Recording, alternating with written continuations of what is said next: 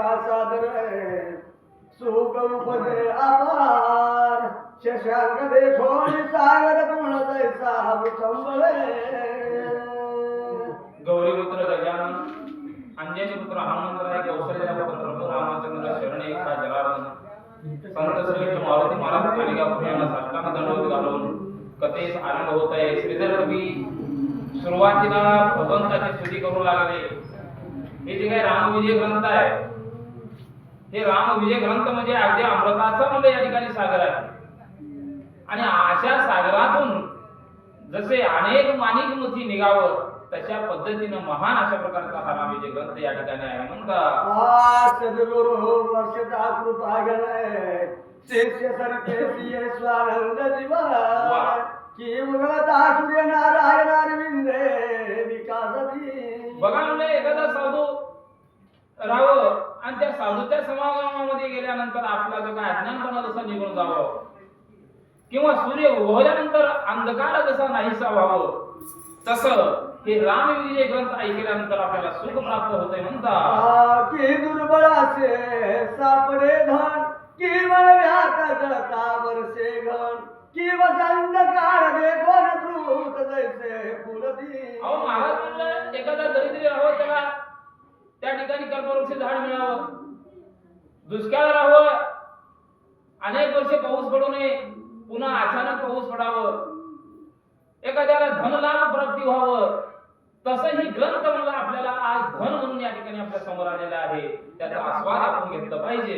ऐसी कथा ऐकता उपजे सुख जे कथेसी भुलला कैलास नायक पार्वती सह प्रेमे देख राम कथा हृदयी धरी. अहो महाराज म्हणजे कैलासाचा पती असा असणारा शिवशंकर आणि पार्वती सुद्धा माझ्या प्रभू रामचंद्राचं चरित्र म्हणलं अखंड म्हणलं त्या ठिकाणी ऐकतात, वाचन करतात. एवढं महात्म्य रामाचं आहे. म्हणतात ते मोक्ष तरुचे बीज देखाचे भवन दीपा माझी तारक नौका जे अज्ञान तिमिर दीपिका वाल्मिके हे पागळली. अहो महाराज म्हणलं वाल्मिकांना ही रामकथा कशी लिहिली की मोक्षाचं महान मोठं वृक्ष आहे आणि त्या वृक्षाजवळ आपण जर गेलो तर आपल्याला निश्चितच मोक्ष प्राप्त होतंय. म्हणतात की विद्या कानन वैश्वानर की ऐश्वर्य पिटीची देवी सुंदर की मनोरथ कल्पना साचार की आनंद चळ अहो महाराज म्हणलं कल्पवृक्षाच्या झाडाखाली गेल्यानंतर आपल्या मनात जी इच्छिलेली गोष्ट आहे ते पूर्णपणे जसं प्राप्त व्हावं तसं रामकथा ऐकल्यानंतर आपल्याला प्राप्त होतंय. की पुण्य वैरागराची गाणी की धर्मार्थ काम मोक्षाची जननी की पाप ताप भंजनी मंदाकिनी प्रत्यक्ष.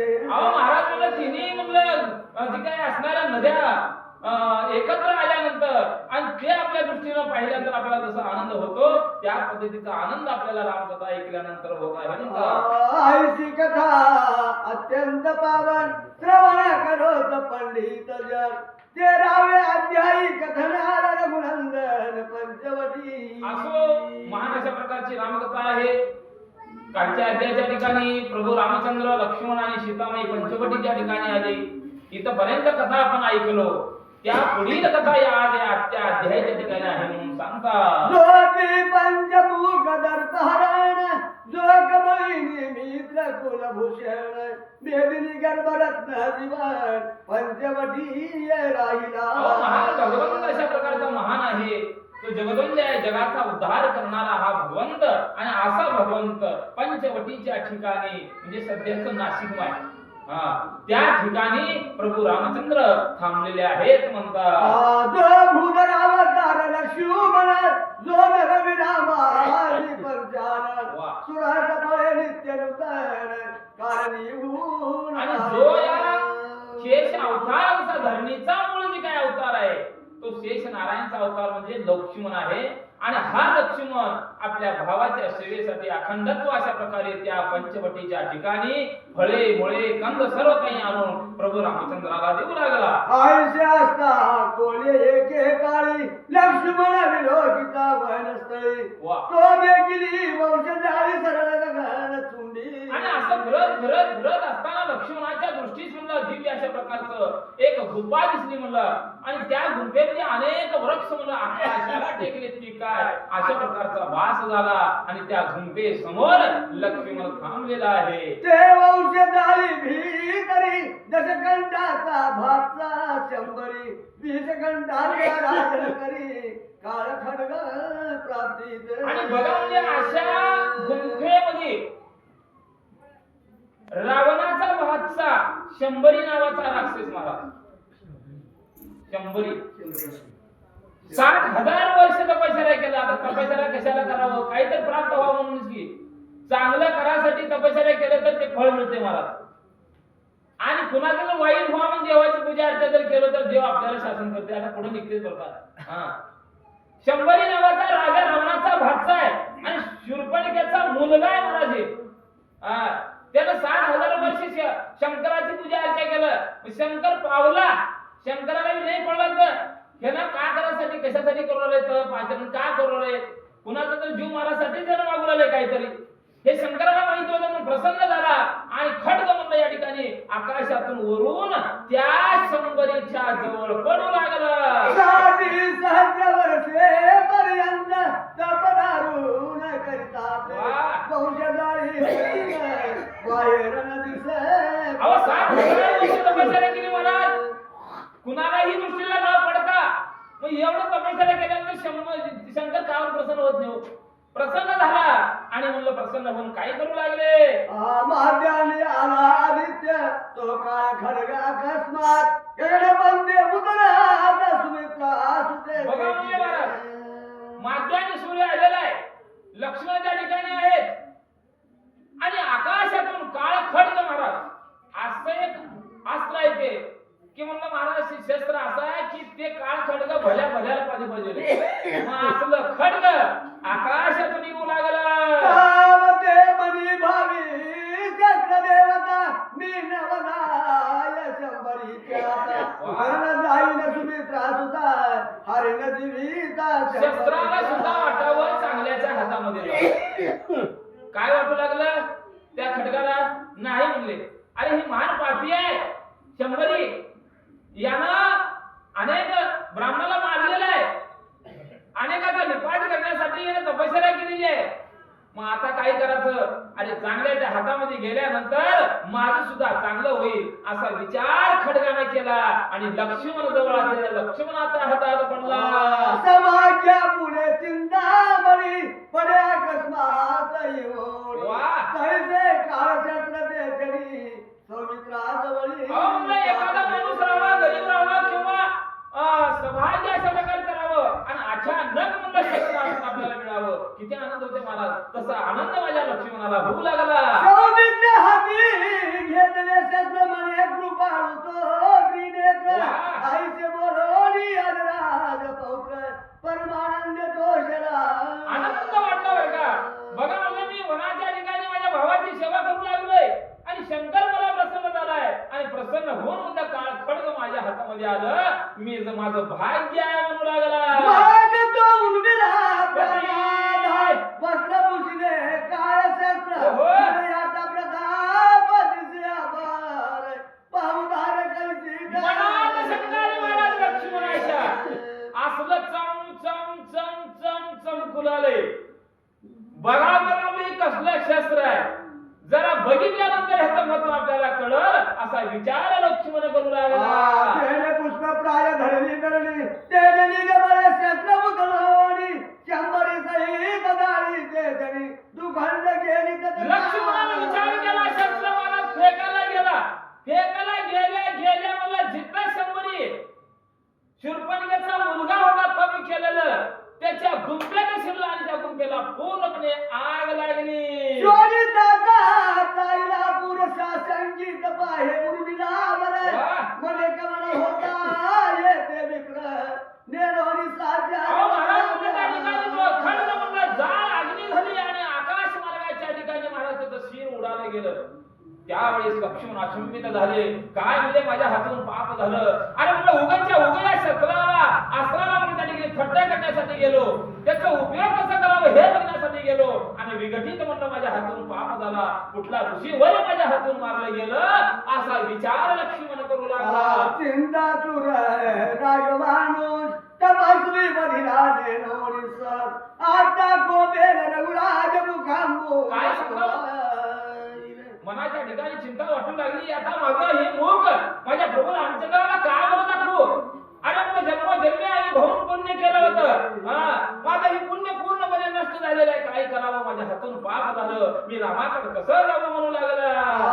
सोयाऊ परी परतला जानकी मार्गदर्शी वेळो वेळा मळे माध्यान काळा सौमित्रीला वीरा उशीर का. बघा म्हणजे प्रभू रामचंद्र पंचवटीच्या ठिकाणी आश्रमाजवळ थांबलेले होते. माझा लक्ष्मण माध्यानी सूर्य आला असताना आश्रमाच्या ठिकाणी येतो. परंतु आज काय भानगड आहे? का आलेलं नाही? का उशीर माझ्या लक्ष्मणाला झाला? ही चिंता प्रभू रामचंद्र करू लागले.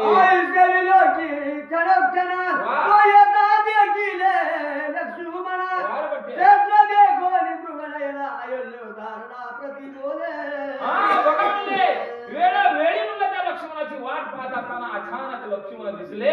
हातामध्ये काळ खड्ग म्हणलं त्या ठिकाणी आहे. आणि त्यावेळेस माझ्या प्रभू रामचंद्राला नवल वाटू लागलं. माझे स्वामी आधी लक्ष्मण येत बंद बंद म्राण वदन तव तो सर्व साक्षी पूर्ण चैतन्य अंतर खून जाणत असे. महाराज लक्ष्मणाच्या मनामध्ये अंतकरणाच्या ठिकाणी भीती वाटू लागलीये. माझा भाऊ आता मला काय म्हणत? हातामध्ये शस्त्र आहे. मंद मंद मंद कावले टाकत रामाकडे येऊ लागला. परंतु माझा ब्रह्मांडाचा मालक भूत भविष्याची वर्तमान काळ जाणणारा होता. लक्ष्मणानं काय केलं हे पूर्ण रामाला ओळखलं म्हणतात. तो पावला महावीर रघुपती पुढे ठेविले शस्त्र जोडून या दोन्ही करत समाचार सांगितला. बघा म्हणजे अशा प्रकारे प्रभू रामचंद्राच्या समोर लक्ष्मण आले. हातात काळ खड्ग त्या ठिकाणी खाली ठेवले आणि नतमस्तक झाले.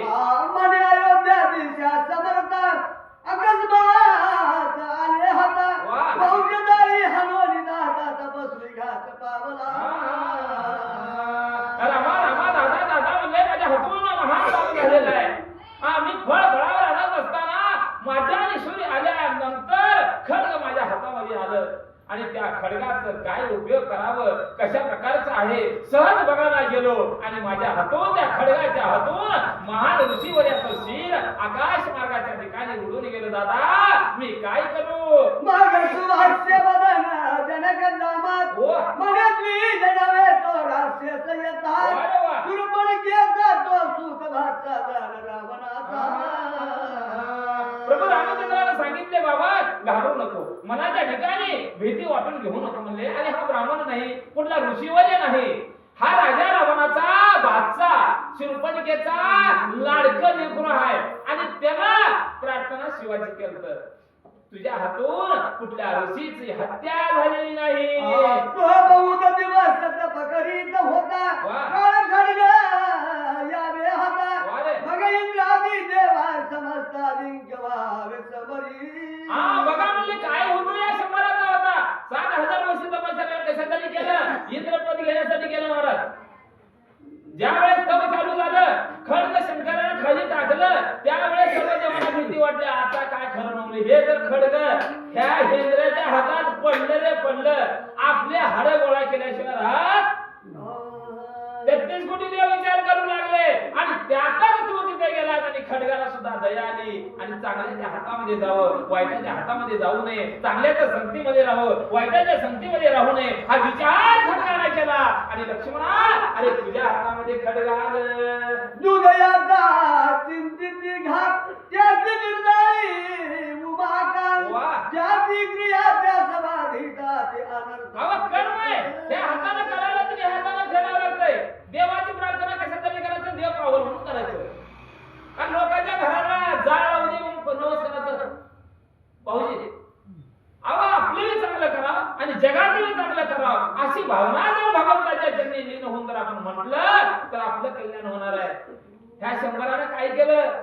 देवाचा काटा काढण्यासाठी तपश्चर्या किती महाराज इंद्रपद घेण्यासाठी. मग आता शंकर तेवढं देईल का? अशा प्रकारची कथा प्रभू रामचंद्र लक्ष्मणाला सांगू लागले. खणू जाता वारू महाजन बेडंकी ले तत्काळ की हाती धरिता तत्तलो गोळ भस्म होयते दवा. महाराज तुम्ही वारू खंडाला गेलो तर दुसरं काय निघणार आहे? सर्पच निघणार आहे. आणि सर्पाचा दोष आपल्याला होणार आहे आणि आपला निपात होणार आहे.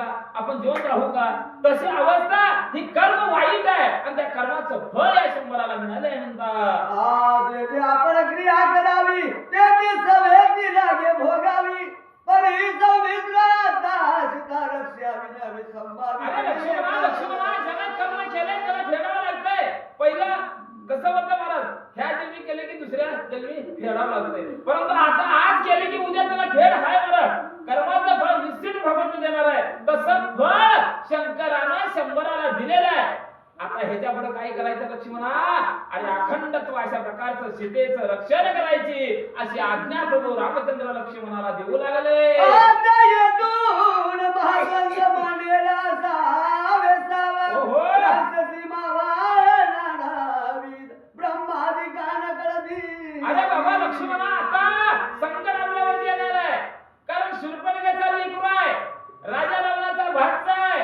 सगळं असं म्हणजे वाकडं आपलं 36 आकडा असल्याने मग आता ह्याचा कैवार घेऊन अनेक राक्षस इथे येतील आपल्यावर चाल करतील म्हणून आपण सावध राहिलं पाहिजे एक बरवे झाले जे काल खडग हातात आले ऐकता ते वेळे मन तोषले सौमित्रा बघा म्हणजे आपली वेळ बरी आहे म्हणजे अरे म्हणलं अचानक म्हणजे काळ खडग म्हणून आपल्याला देवानच पाठवून दिले आणि यांचा संवाद करण्यासाठीच पाठवून दिले अशा प्रकारची माहिती सांगू लागले तेव्हा ते रावणाची भगिनी शूर्पणखा शंभरीची जननी रात्री दुष्ट स्वप्न देखोनी सावध झाली तत्काळ आणि अशा पद्धतीनं त्याच परिसरामध्ये शूर्पणखा नावाची महान राक्षसनी आणि राजा रावणाची बहीण सख्खी मला सावत्र नाही सख्खी बहीण आणि ती बहीण आणि 4 दासी तिच्या संग होत्या आणि तिथं वास्तव्याला होत्या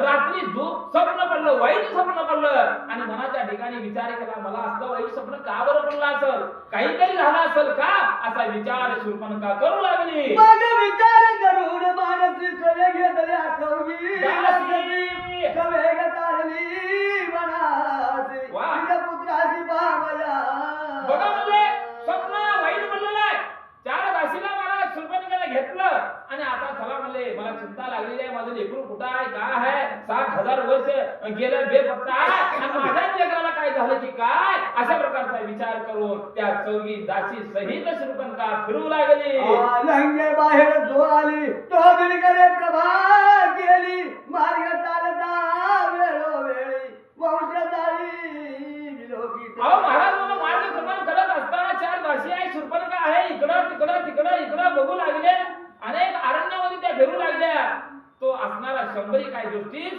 पडना झालेला आहे तेव्हा दिसेचे पाहता देखे ग्रंथ मंडळ घालिता दाबा दाटलीता दिवसा देखोनी बघा म्हणलं अशा प्रकारे फिरत असताना मला वेळोवेळी पाहावं लागली झाडाच्या खाली बघू लागली डोंगराच्या आड बघू लागली असं बघत असताना म्हणलं त्या ठिकाणी सूर्यप्रकाश म्हणलं त्या ठिकाणी पडला आणि त्या सूर्यप्रकाशाच्या उजेडानं त्या शूर्पणखेला स्वतःच्या मुलाची अवस्था काय झाली हे बघितलं म्हणतात जवळी येऊन या पाहे तो पुत्रासहित जाई घाये विखंड होऊन पडली आहे रुधिर वाहे आणि अशा प्रकारे म्हणलं त्या ठिकाणी जवळ शूर्पणखा आली आपल्या लेकराला बघितली अग्नीमध्ये जळालेलं होतं रक्ताची पाठ वाहू लागली शिर उडून पडलेलं होतं अशा अवस्थेमध्ये स्वतःच्या मुलाला शूर्पणखेनं पाहिलं मागधाय मोकलोणी कैसी गडबड आलोळे भूमेसी जरा वेगळी मातुळी कैसी गडबडी काय अवस्था त्या मातेच्या शूर्पणखेचं झाला महाराज लेकराची अवस्था बघितली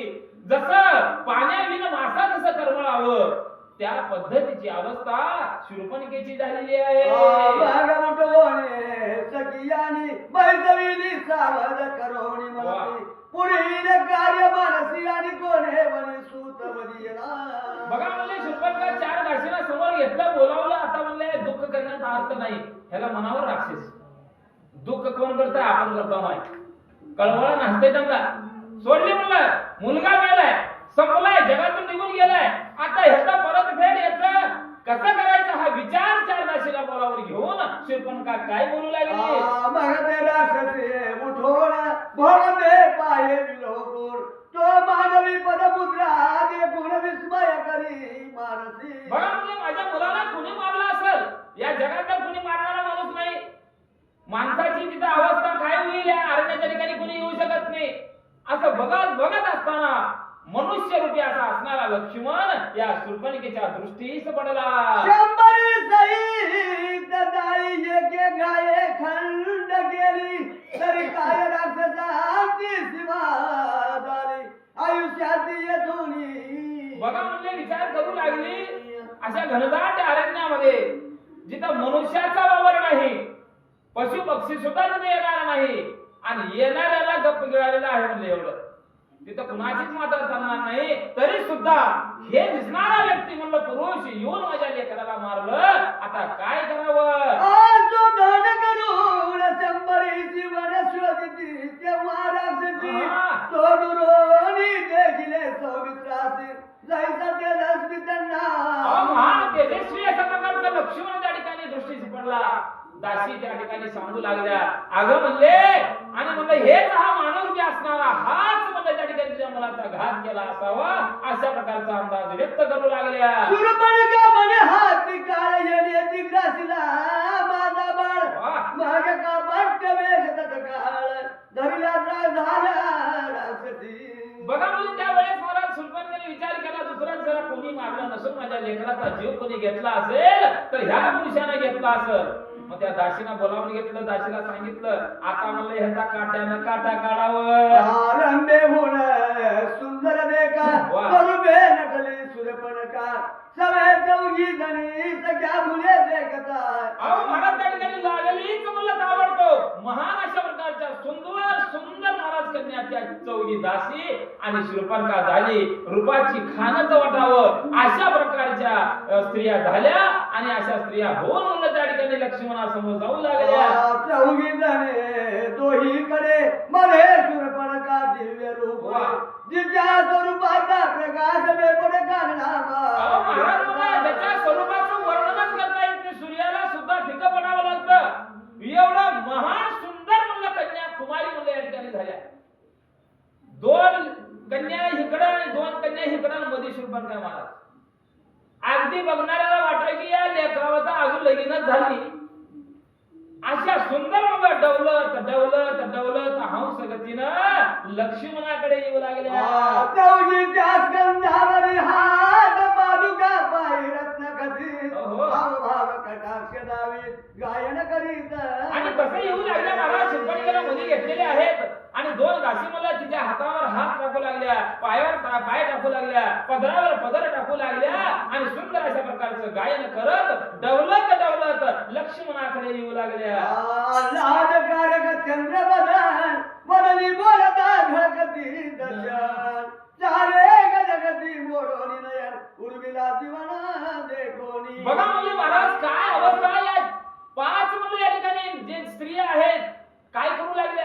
बोलत असताना त्यांच्या दातांचा उजेड प्रकाश लक्ष्मणावरती पडू लागला. इतकं सुंदर दैदिप्यमान चेहरा या पाच जणांचा दिसू लागला आणि प्रत्यक्षात लक्ष्मणाजवळ जाऊ लागल्या.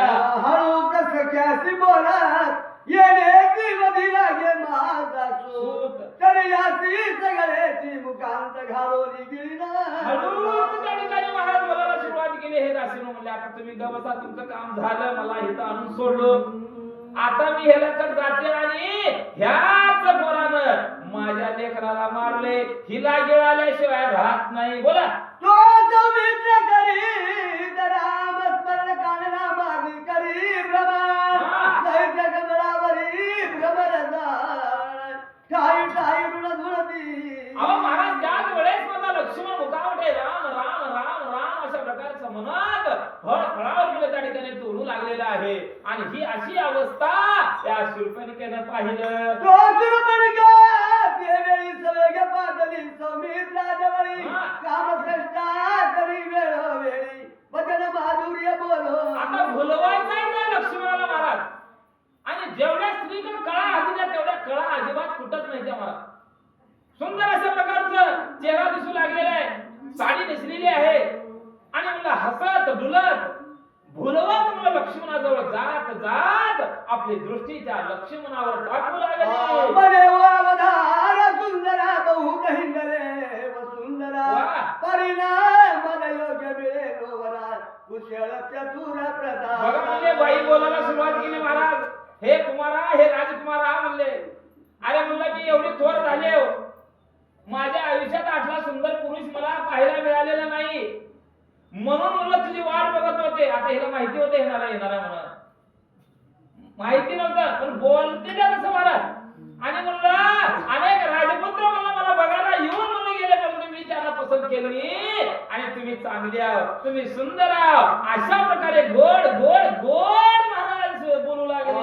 तरी आधी माझे धन्य भाग्य पावले स्वामीचे अर्धांग आधी तप फळले सांग आधी सवेग. बघा म्हणजे राया म्हणजे काय सांगावं, जन्मोजन्मी आम्ही भाऊ पुण्य केले म्हणून आज मला हा नवरा मिळाला. नवरा झालाय का मनाला सुरुवात केली बाई उगा, माझा नवरा आज मला भेटलाय, राजपुत्र मिळालाय, माझं भाग्य आज फळाला आलेलं आहे, अशा प्रकारची स्तुती शूरपण का करू लागले. मोहनिया नवरात्र माळा घालावया आली गळा तव तो महाराज सत्वा गळा जो अवतरला गोविंद्र. अहो महाराज म्हणलं गोड गोड बोलत म्हणलं ते का असणारी पुष्प मला म्हणलं त्या ठिकाणी हातामध्ये धरलेली आहे.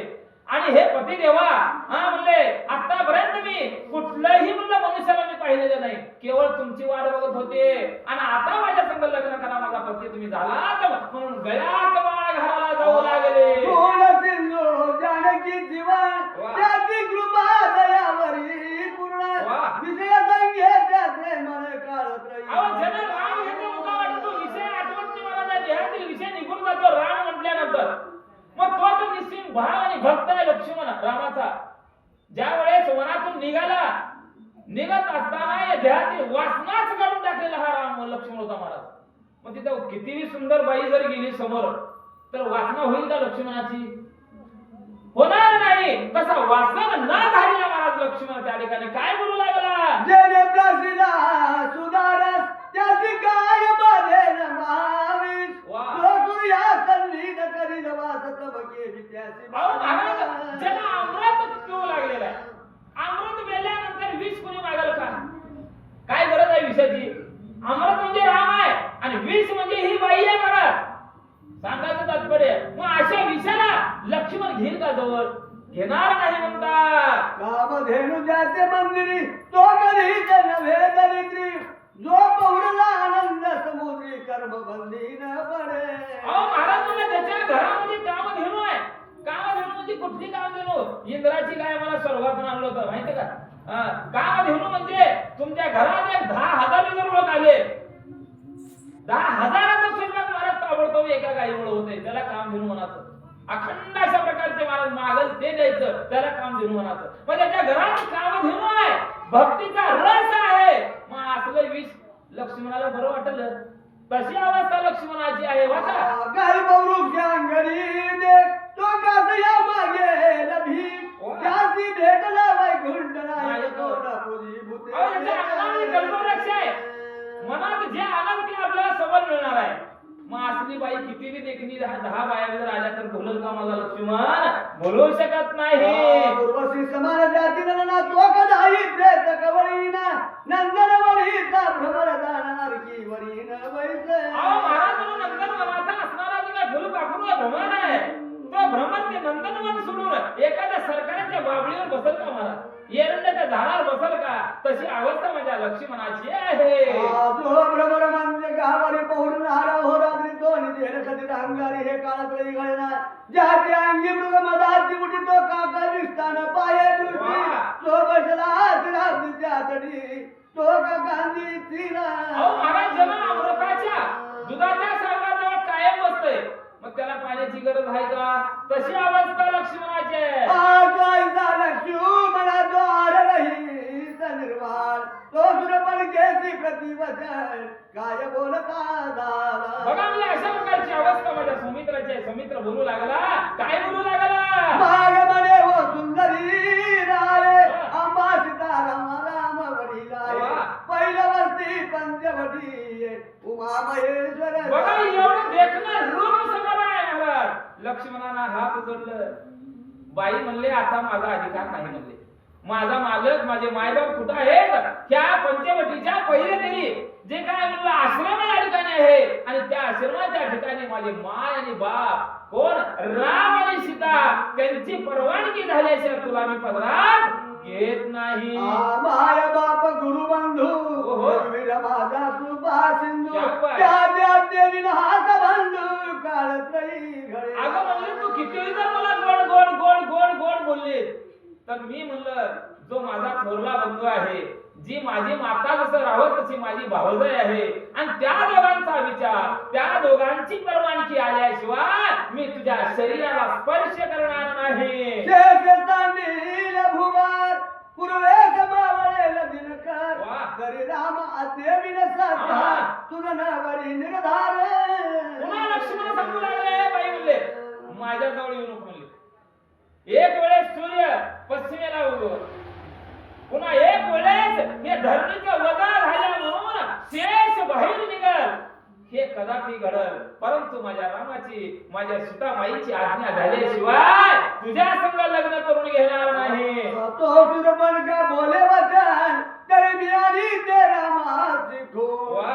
अवश्य म्हणे लक्ष्मण एरी ते तुनी चाली. आणि अशा प्रकारे बोलत असताना नाईलाज बाईचा झाला. नाही म्हणले पती देवा, आता म्हणले मी तुझ्या भावाकडे जाते, तुझ्या भावजाईकडे जाते आणि त्यांची परवानगी आणते, मग तर माझ्या गळ्यात माळ घालशील का? सांगा ते सगळी या चौघी जणी विचार सांगे त्याला मुली. हो. राम लक्ष्मण सीता तिनी रात्री गिळवणी जाऊ लंके. हा बघा बाईला लय उल्हास हो. चौघ्या दासीला बोलावून घेतलं. आता मी चालले हो कुठं? पर्णकुटीकडे चालले हो, कारण एक शिकार साधण्यासाठी आले होते. आता तिथं सापडले आणि दोन, ह्या तिघाला गिळायचं, माझ्या लेकराचा सूड घ्यायचा, मग लंकेला जायचं. कोण सांगू लागलं? दासीला सुरपण काय सांगू लागले? मुली कार्य सिद्धी येतून हो. संख्या हो झाली परिपूर्ण. हा. मग येवणी ते ब्राह्मण भक्षु शोधून. आता काय म्हणजे आपलं सुरुवातीचं काय म्हणजे पंक्तीला बसल्यानंतर काय घ्यायचंय? हे सुंदर अशा प्रकारचे 3 जीव घ्यायचे म्हणले, गिळायचे म्हणले अगोदर. मग ह्यांना गिळालो की ह्या ठिकाणी असणारे जेवढे ब्राह्मण आहेत त्या ब्राह्मणाला गुळण करायचं, मग आपण इथून जायचं. ऐसे विचारून मानसी वेगे आली पंचवटी. वा. देखो या सीतारामासी साष्टांग नमन पैके रे. बघा म्हणले महाराज, तेवढं दासीला ग बसविले कल्ला, जावा म्हणली घडीवर लपा म्हणले महाराज. मी लगेच बोलावते म्हणली. गेली बाई महाराज, राम प्रभूला आणि सीतामाईला हात जोडले. आता भाऊजी झाली बरं का, पण भाऊजी म्हणवले पुढच्या वीक म्हणते लगेच न होता भाऊजी म्हणला ते बाया महाराज. त्यावेळेस हात जोडले, हात जोडून मी तुम्हाला एक विनंती करण्यासाठी आलो आहे असं शूरपणखा प्रभूला बोलू लागल्या. आज माझे भाग्य पूर्ण देखिले भावे स्वामी चरण. वा. बाई मी तुम्हासी शरण जाऊ झाले तुमची. बघा म्हणले काय गोड बोलू लागली महाराज. बाई म्हणले माय माझं आयुष्यामध्ये आज कृत कल्याण झालं हो माय म्हणली. तुमच्यासारखा म्हणलं देव मला आज पाहायला मिळालं, तुमचं दर्शन घ्यायला मिळालं, मी धन्य झाले बघा. माझं वरिष्ठ हे करावा बहुत भावनी जपला दोन्ही त्वरी. मला जवळी द्यावे लिखित प्राणनाथ बघा म्हणले प्राणनाथा म्हणलेले बाई महाराज. बघा म्हणले भाऊजी तुम्हाला एक विनंती करते माय म्हणले. काय नाही माझी अपेक्षा म्हणली, मी ज्याची वाट बघत होते, जो राजपुत्र मी मला शोभन अशा प्रकारचं म्हणलं मी वर पाहू लागले होते, ते आज मला मिळालेले भाऊजी. आणि भाऊजी तुम्ही मला परवानगी द्या म्हणून शूरपणखा बोलू लागली. चरण त्यांचे कुमार चांगले पण हिंद जाती एकले. वा. तर हाती नकर कमळे सुमनसे दे घालो. बघा म्हणले माय म्हणले काय सांगा म्हणले, तुमचा भाऊ म्हणले लाल भडक पाय झाले, कोमल अवस्था त्या पायांची आहे, त्रास पायाने होऊ लागलेला आहे आणि त्यांचे पाय म्हणलं मी धिवावं, त्यांचा सांभाळ करावं, त्यांच्या संग लग्न करावं, संसार थाटावं. भाऊजी मला आज्ञा द्या. भाऊजीचे आज्ञेविन पाये मग देवरीत नाही तर करू काय. आज्ञांचा वियोग नसाय विरयताया काय सांगा म्हणलं आता?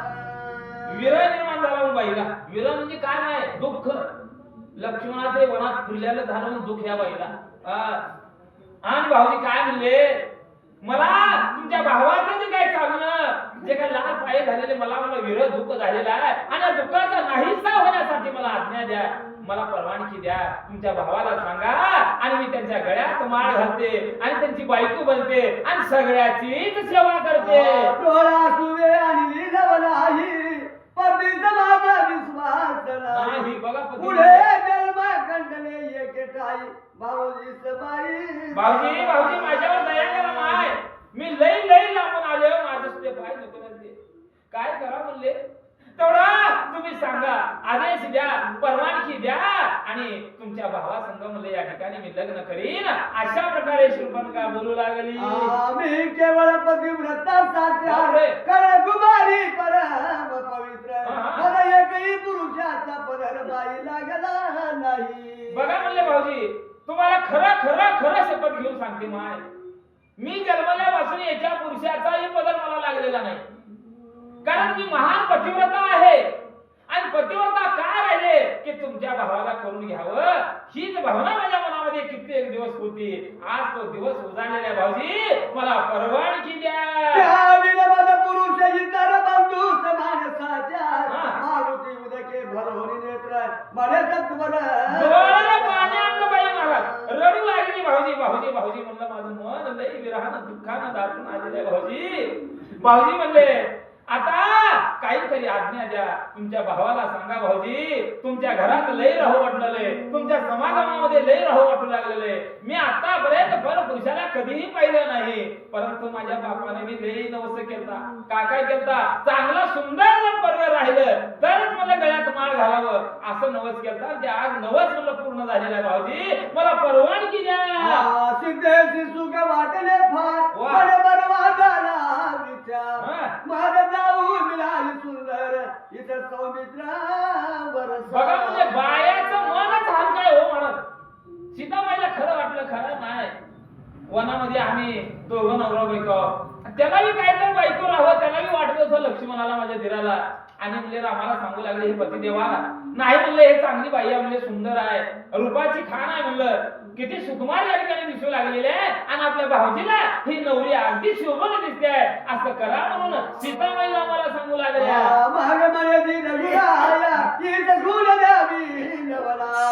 स्वामी सौमित्रा योग्यदाय मिळाली बघा म्हणजे या ठिकाणी महाराज काय करावं हा विचार रामाला आला. सीताला सांगू लागले, म्हणले आता तुला ही माहित नाही, हिची जी काय जात कशाची आहे ही माहिती नाही, तुला मी सांगतो म्हणून रामचंद्र बोलू लागले. मग तो सर्व आत्मा गुणायक चराचर चित्त परीक्षक जो माया चक्र चालक करता हरता जगाचा करता हरता पालन करता हा भगवंत आहे, त्याला सर्व काही कळू लागलेलं आहे. आणि ही कळत असताना सीता जरी किती सांगितलं तर राम ऐकणार आहे का? ऐकू शकत नाही. राम काय बोलू लागले,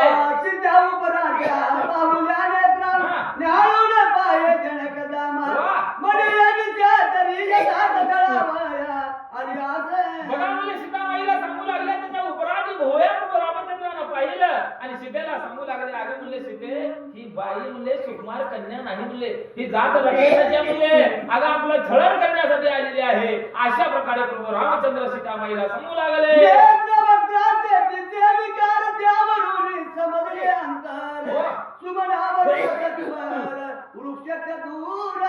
महाराज म्हणले, एका परीक्षेत राहावं. आता झाड जर नाही आपल्याला दिसलं पण फूल, त्या फळात फूल जर दिसलं तर ते फूल कुण्या झाडाचं आपल्याला ओळखू येते. तसं ही जात राक्षसाची आहे का खरं बाई आहे म्हणलं, खरेच कन्याकुमारी आहे का? हा भाव म्हणलं प्रत्यक्ष रामानं ओळखलेला आहे. कळे चित्त आदरणावरुणी पूर्वार्जित क्रियावरुणी वर्णाश्रम सत्य परीक्षक जाणती. महाराज खरं म्हणून ज्ञानी असेल, त्याच्या बोलण्यामध्ये कितपत ज्ञानी आहे हे माणसाला कळते महाराज. मग तसं रामाला तर कळणारच आहे काय ही बाई आहे का खरं राक्षसीने काय आहे बोला. राणी वरुण कळे परमार्थ शब्दावरुणी कळे पंडित प्रेमावरुणी भक्त परीक्षक जाणती. दानावरुणी कळे उदारगणी प्रज्ञासूर लक्षणावरुणी रूपवरा जाणती चतुर. महाराज एखादी चतुर राहा म्हणलं, दान धर्म करत असताना ओळखते महाराज, हे तर स्वच्छ मनानं दान करू लागले, उगं थोडं एखादा परीक्षक राहतो, संत समाजामध्ये राहिल्यानंतर ज्ञान प्राप्त झालेला जो व्यक्ती असतो, खरंच म्हणलं समोरचा अज्ञानी आहे का ज्ञानी आहे, तो परीक्षक कसं ओळखावं, त्या पद्धतीने प्रभू रामचंद्र ह्या बाईला ओळखलेले आहेत. वाट येता कळे काष्ट स्वरावरून समजे कंठ कोमावरून स्पर्शभूमीचे मानव वाचक कसलाय प्रवचक कसलाय तुम्ही तवाच ओळखला. खरं का नाही, कोण कसा सांगायची गरज आहे का? ह्याचा स्वर पहिल्या दिवशीच ऐकला, चांगलाय का वाईट आहे. वाईट असलं तर बोलून दाखवल्या तुझ्या नाही काय करावं. सांगणारा मी खतरनाक आहे, होय चांगला आहे, पण हे काय सांगायला येत नाही तुझ्या नाही काय करावं. परीक्षा दाखवते, ज्ञानी दाखवते, पहिल्या स्वरावरच महाराज हे वाचक आणि प्रवचक कसा हे कळते, सांगायची गरज नाही म्हणतात. अंगणावरून समव्य सदान भूतदयवरून ब्रह्मज्ञान प्रभेवरून रत्न परीक्षक झाला सर्वात्मा रघुवीर सुरपणकेचे ओळखी आज तसटक प्रदूषक बाहेर घरात जायची गरज नाही महाराज. घरची कळ अंगण जसं दाखवते तसं महाराज घरात जायची गरज नाही. घरासमोर सडा समराजन रांगोळी जर टाकल्या तर घर स्वच्छ आहे म्हणायचं आहे, आणि अंगण जर स्वच्छ नसेल तर घर गचाळ आहे महाराज. घरामध्ये काही लक्ष्मी नाही, घरामध्ये धन नाही. जसं जाणत्याला कळून येतं तसं माझ्या रामाला कळालं म्हणतात. मुख शोभे जैसे कमळ शब्द कन्नडाहून शीतळ पर्यांतरी धूर्त कुटील कमाल नीळे ओळखी. महाराज मला समोर वरून वरून लई जर ज्ञानी राहिला, पण तू ज्ञान कसं असतं महाराज, पोपट म्हणजे ज्ञान वेगळं. आता पोथी सांगते ते काय महाराज, ऐकून पोथी सांगणं वेगळं, अभ्यास करून सांगणं वेगळं. ऐकून सांगणे म्हणजे त्याला पोपट म्हणजे ज्ञान म्हणायचं महाराज, आणि त्याला कधी मी कुठे मी कोलाटण्या खाल्ल्याशिवाय राहत नाही. त्याला भक्तून अभ्यास केलेला पाहिजे तर पोथी सांगायला येते माय. आणि तुम्ही ओळखता की येणं कसलं आहे काय, बरोबर आहे का? उभं 4 शब्द सांगितलं का आता उद्या सांगायला येत नाही ह्याला म्हणतात. जसं परीक्षक तुम्ही जसं ओळखता तसं प्रभू रामचंद्राने ह्या बाईला ओळखले. श्रीराम म्हणे अवसरी लग्न पत्रिका लिहू दे पाठी ऐकता भयभीत निशादरी विश्वास. बाईच्या मनात भीती वाटू लागली.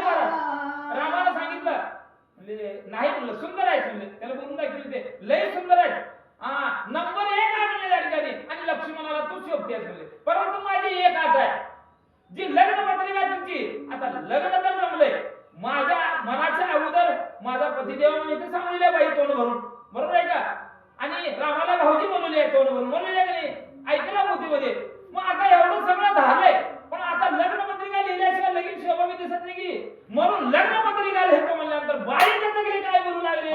सिद्धेच म्हणे बाई ऐकता भाऊजी समोर बोलता मदला वाटे तत्वता तुम्हीच बाई मला शिका वाटा जवळ आले म्हणजे काय सांगावं बाई, काय सांगावं म्हणले. भाऊजीने तर असं बोलले ते कसं करावं. आता भाऊजी समोर मला बोलायला लाज वाटू लागलेली आहे. भाऊजी समोर गेल्यानंतर माझे मौन धारण होते, मला लई लई लई लई लई लाज वाटू लागली आहे. भाऊजीच्या दुराने तरुण मी लज्जा वेष्टीत कामी त्यामुळे बसदा जाईल प्राण वाटत. बघा म्हणजे किती बाई बाई कसं बोलले बाय म्हणले. सीतामाई म्हणले काय सांगावं जाऊ बाई, भाऊजी तरुण आहेत म्हणले, आणि मी त्या तिच्यापेक्षा तरुण आहोत, आणि जर म्हणलं मी त्यांच्या समोर जाऊन माझी पाठ दाखवले आणि पाठीवर लिहित असताना म्हणलं माझा जीव जाईल म्हणले, सगळंच वाटलं होईल, मला लई लाज वाटू लागली. बोले रघुनंदन पृष्ठावरी लिहिल्यावी आणि का बापाशी खूण दुजी नाही. काय सांगितले, आमच्या सूर्यवंशी कुळामध्ये लग्न पत्रिका कुठे छापली द्या, पाठीवर पुरीच्या उगो का खरं नवा, आणि आमची खूनच या म्हणले वनाच्या ठिकाणी निघाल्यापासून, आणि ही खून पाठीवर जर मी लिहिलो तरच लक्ष्मणाला खरं वाटणार आहे, आणि तरच तुझ्या संग लग्न होणार आहे. माझ्या सुरपण का बोले वचन तरी पृष्ठीवरील लावी खून अवश्य म्हणे रघुनंदन केलेले बाईचा नाविला झाला महाराज, लाज वाटून कशाला आता जग मराठी की महाराज. पण त्याला काय कार्य साधत होतं, लक्ष्मणाला घेऊन करायचं होतं, रामाने ओळखलं. शेवटी नाविला झाला सुरपणकेचा, बाई पदर टाकली खांद्यावरचा खाली महाराज, पाठ करून रामासमोर उभा टाकली. राम म्हणे जाय सत्वार उशीर झाला वीज संवाद आईचे बोलता शत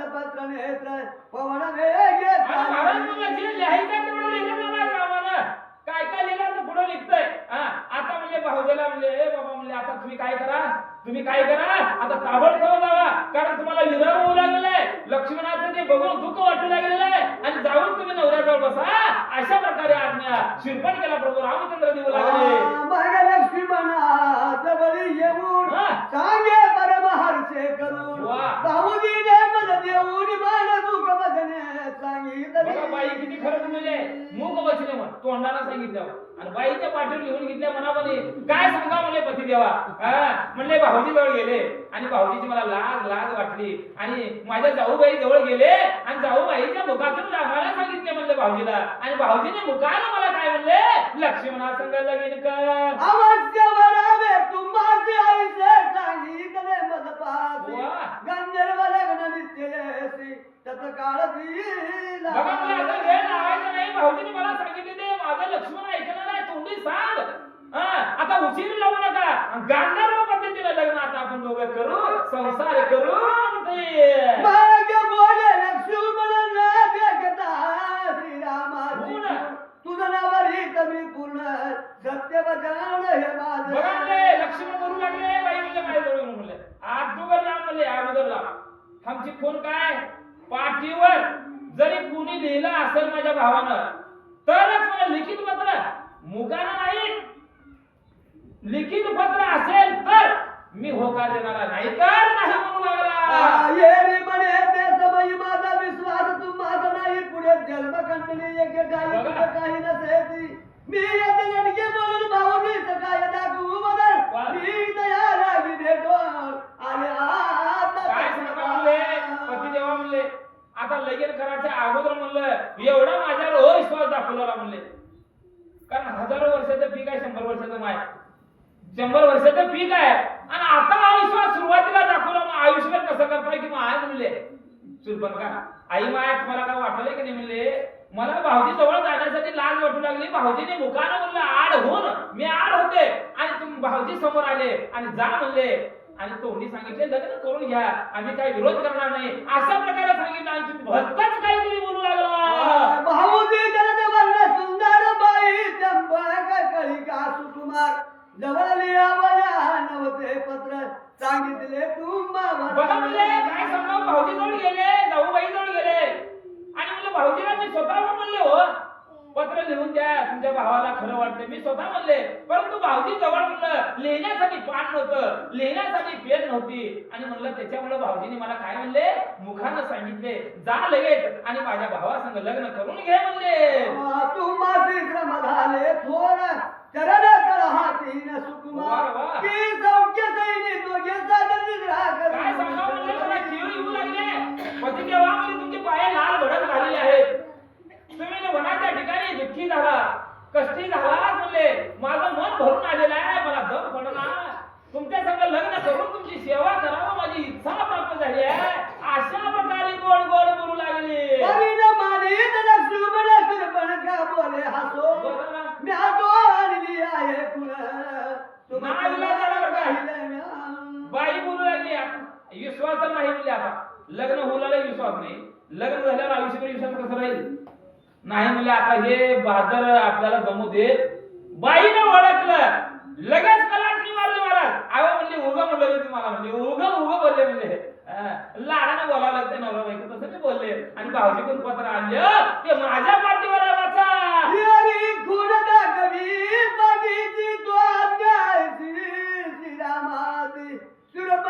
भगिनी दशमुखाती हिच्या नाशिक करणारी शांती. बघा म्हणजे बाईला पाठ पदर खाली टाकला पाठ दाखवले महाराज लक्ष्मणानं वाचलं काय दिलेलं होतं ही बाई सुंदर स्त्री नाही महाराज ही बाई राजा रावणाची बहीण आहे आणि हिचं नाक आणि कान काट आणि जाऊ दे म्हणून लंकेला करणारी नाशिक सकळच पाठ करीने लावी वेळेला बरी शृंगारून मंगळ लंकेकडे पाठवावी आवाज आला गेला घ्यायचा प्राण आहे ते लक्ष्मणे वाचून लक्ष्मणा अरे बाबा म्हणला बाईची हत्या करू नये म्हणजे स्त्रियांची हत्या तर पातक लय मोठं राहते म्हणले ही बाई आहे जाते ना राक्षसी नसेल पण बाईच्या अवलादीची म्हणले महाराज आणि हिच्यावर काय केलं पाहिजे हिचं नाक काटायचं कान कापायचं आणि गोपलत लंकेला जाऊ दे हिला दुरी गेल्या चौकी जणी धरली सुरपण घेती वेणी सौमित्र बाळली धरली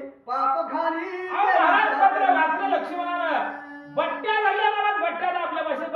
ते झिंज्या केस केस धरलं म्हणत लक्ष्मणानं केस धरून धाड त्याने जमिनीवर पडलं. त्यावेळेस श्रीपण काय बोलू लागली, माग मने प्राणनाथ मी सिद्ध आहे या कार्यात मोनी कासया पाडीता नवल माता नाक मला गर्वात करू नका म्हणले.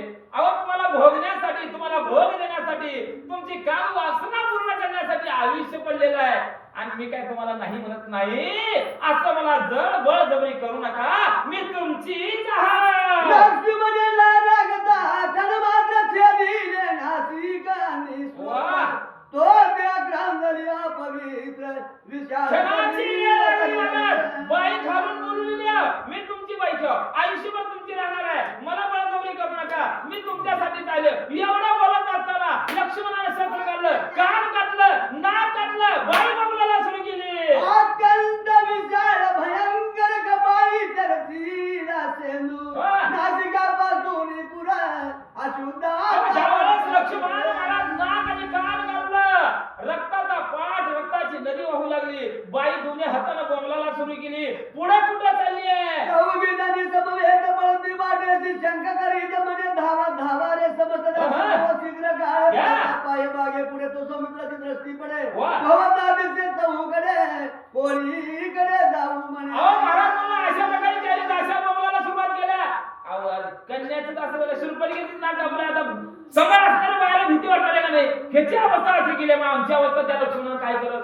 बोंब ठोकू लागले, सगळेकडे बघू लागले, धावा धावा धावा म्हणू लागले. जवळ कोणी येईना. आणि खळवळणी भूमीवरी पडती मुखी नासिकी भर्य माती पद्मपुराजवळ येती शंका करीती पांचजण्या ऐकता दोरत शिरांनी दुष्याडकर सिद्ध करुणी चतुरंग दळभार आले सत्वाला बाहेरी. बघा म्हणजे त्या ठिकाणी महाराज पुढे चालत चालत पद्मपूर लागलं महाराज. आणि त्यावेळेस सर्व मुलं राक्षस तिथं होते. खरं दुसरे त्रिशरा मुले नावाचे राक्षस होते. त्या राक्षसाने या बाईचा आवाज ऐकला आणि समोर धावू लागले. आतुर बाई तनेडके पुढे चमकता ती कौतुके हाती आसरता करी खेटके कंठी धडके यमद्रष्टा. महाराज एक महाबलाढ्य म्हणून राक्षस म्हणलं. त्या राक्षसाला बघितल्यावर थोडी होत्या महाराज. एवढे बलाढ्य राक्षस शूरपणखेच्या समोर येऊ लागले. चालिले चतुरंग भारत चित्रे लिहिली चित्रकार तया होऊनाती साजिरे सर्व अलंकार डवरीले वीर भयंकर नरगडे तैसे काळाचे सवंगडे एक धावती एका पुढे सिंहनादे. महाराज चतुरंग दल महाराज निघालेले वाजत गाजत निघालेले. ध्वज फडकू लागले, वाजत गजर होऊ लागला. आकडे बंब राक्षस महाराज पुढे जाऊ लागले. असं त्यांच्या मागे सैन्य चालू लागलं आणि असं सैन्य कुणाकडे येऊ लागलं. निघाले गजभर उन्मत्त की ते ऐरावती जेसू श्वेतवर्णाने चौदंत किंकाटत धावती. महाराज मला प्रत्यक्षात देवाला सुद्धा भीती वाटू लागली. असे ऐरावत घोडे रथ महाराज घेऊन या लक्ष्मणाला आणि रामाला मारण्यासाठी येऊ लागले. युद्ध करून समरांगणी तुरांचे मुकुट पाडिले धरणी ते गणस्कंदावरी पैसोणी शस्त्रे तुळीची आनंद. महाराज मला आनंदाने निघालेले युद्ध करायला महाराज. शूरपणखेचा कैवार घेऊन घोड्यावर बसलेला आहे, कुणी रथावर बसलेला आहे, कुणी हत्तीवर बसलेला आहे आणि एकमेकाचा हातावर एकमेकाला मारत आवाज करत हा दळभार येऊ लागला. त्या मागे रथांचे भारवरी शस्त्र सामग्री अपार 14 शस्त्र महावीर एक वटले ते काळे त्रिशूळ कर दुसरा दळभारी मुख्य ठिकाण ओ गुणमणका पुढे येऊन बाईला होऊन आला महाराज. आता माझा कैवार घेऊन 14,000 राक्षस आले. त्या 14 राक्षसाच्या सरसेनापती खरं दुसरे त्रिशरा आहेत. आता एवढं माझ्या संघ लवाजम आहे. आता त्या रामाचा काटा काढते, त्या लक्ष्मणाचा काढते, बाईला आणून माझ्या भावाला देते. वाचा जय सासे दुरे मागिला पर्वत तैसी रक्त चरचिलिया रंगमने राक्षसाटी जय समर्थाला रघुनाथ पंचवटी नवमेघ रंगरुण हिर सौमित्र गौरवर्ण सुकुमार सिद्धेचे स्वरूप पाहता पंचशर व वाळून टाकले. महाराजांना सिद्धेचं स्वरूप वर्णन करू लागले. काय सांगा म्हणले? पंचवटीच्या ठिकाणी देखणी सुंदर अशा प्रकारची रामाची बायको आहे, लक्ष्मणाची भाऊजाई आहे. आता त्या दोघांना मारायचं आणि ह्या बाईला राजा रावणाकडे नेऊन माझ्या भावाला द्यायचं. वाचा तरी भाऊ दारुवार लक्ष्मण त्या जेलवीचा घोट घेई तुम्ही सांगा ते या अवघे रक्तबाण. आणि बाबांना म्हणले आता विनंती करायला सुरुवात केली बाई. अरे ते घास माझा आहे, ते तारणं तोडलेलं माझ्या हिस्सात आहे. हा तुम्ही फक्त माझ्या संग यायचं. जर मला वर्दळ झाले तर मला युद्ध तुम्ही करायचं. आणि त्या लक्ष्मणाला गिळाचं काम माझ्याकडे आहे असं शूर्पणखा खरं दुसऱ्याने त्रिशराला सांगू लागली. जेडी बाजे नासी कचे दिले त्यासी निगळीन सगळे वा. त्रिशरा खरं दूषण हसले विभत्स रूप दे. बघा मुले खरं दुसऱ्याला सांगू लागले बाई महाराज. अरे माझं जसं जण नाक आणि कान कापलंय, माझी युद्रूप अवस्था त्याने केलंय, त्याला मला गिळायचं आहे अशा प्रकारे सांगत असताना खरं दुसऱ्यानं त्रिशरा हास्यवदन झाले. मला ती मानव तोर गुणांजन आम्ही त्यावरी जावे हे नित्य पण राक्षस चौदारण निवड होरी काळी ते सुरपण के संगे देऊन मला ती मारून रामा ईद करावा रक्तपात समाधान होय. बघा म्हणजे हुशार राक्षस होते माय. बाईचं ऐकले आणि बाईचं ऐकून काय म्हणू लागले, अगं ताई म्हणले काही चिंता करू नको.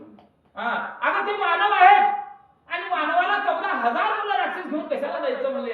अगं आम्ही थोडे जाता, मोजके जाता आणि त्याला धरून आणता, मग त्याच्या गळाचं रक्त तुपे अशा प्रकारे शूर्पणखेला बनू लागले. माग सुरपणख्यानी राक्षस वेगे हाती पंचवटी मला ती धरून राम सौमित्रास जिथं ती न्यावे खरा. बघा म्हणले हुशार होते महाराज, ज्ञानी होते राक्षस लोक बी.